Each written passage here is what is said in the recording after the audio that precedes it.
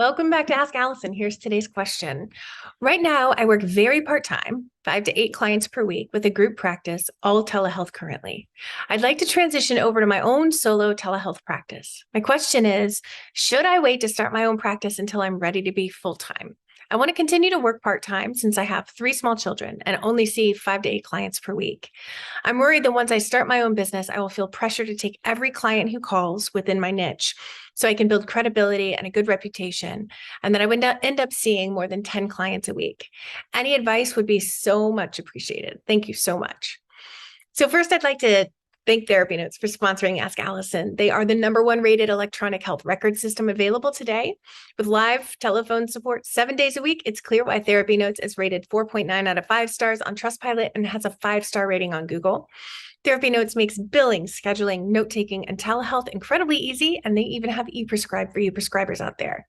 If you're coming from another EHR, Therapy Notes makes the transition incredibly easy, importing your demographic data free of charge so you can get going right away.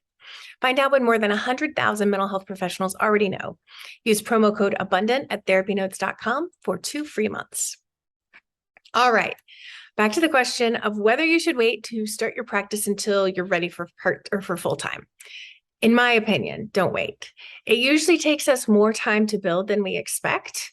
And if you're following marketing best practices, you're going to get to a place where you're getting way more potential client interest than you can see in your practice. And that's going to happen to you whether you're seeing a handful of clients per week or 25 clients per week. So you're going to get great practice at holding your boundary now while your kids still want to be around you. The beautiful thing is that the pressure is entirely internally sourced. I completely relate to it. And I know that holding back that go-getterness isn't always easy. So I'd encourage you to do a deep dive on what's most tantalizing to you about working more than you say you want to. Is it money? Is it being helpful? Is it more adult conversations? Is it nurturing a part of yourself that you feel confident and excited about? None of those are better than the others, but knowing what drives that will allow you to be mindful about what that need means for you and possibly meet that need in another way. Creating some really solid time boundaries so that you know when you're working and when you're not is important for all of us, whether it's our time off spent with kids or plants. And I truly believe that it's one of the very most important factors in how sustainable this career is going to be for any of us. In general, I recommend not waiting for the perfect time for anything. Starting part-time has some other benefits. Not only are you getting practice and maintaining your boundaries, you have some time and space to create the policies that you want to have in your business. You can play with those policies while impacting fewer clients. You can truly find the setup and the systems that work best for you. We have a course in the Abundance Party called Build the Right Practice that helps with this for those of you that need some support. I'm also not hearing you say, I need to work more and see more clients because I need the money.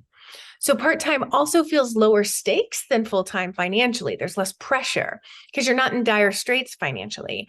So it's easier to get more clients when you have a handful than to get that very first handful. Now, the idea of building credibility and a great reputation, whether you see 10 clients or 30, your reputation is going to grow. You don't have to rush it. You've already started on that reputation with the group practice after all. So pushing past the number of clients that you want to see is going to stretch you too thin. The quality of your work will suffer, thus impacting your reputation in a negative way. Lastly, if you're tempted to go beyond the number of clients that you say you want, I also want you to check in and see if the number of clients you say you want is what you really want. That number may have changed as we all spend a little bit more time at home, as your kids get older, as your patience as a parent wears a little thinner, as you and your kids hit different developmental stages. So just in case you're in a situation where you feel like you should want to be home with your kids more than you do, I want to chime in as a fellow mom and say whatever you want is okay, and how to get what you want can be figured out. Juggling kids and business is hard. I'm not telling you anything you don't already know here, but I want to validate that if you'd prefer to see more clients and find a childcare solution for your kids, fantastic. If you want to spend more time momming than therapizing, glorious. You can have what you want. The Private Practice Life Balance is a course in the Abundance Party. It is my most personal choice or personal course in there. I made the choice to like share a lot of stuff in there because I know that I'm not alone in feeling a lot of push pull with the balance between work and life. So if you need help with balance, which is a verb, not some destination we reach, I'd love for you to join us.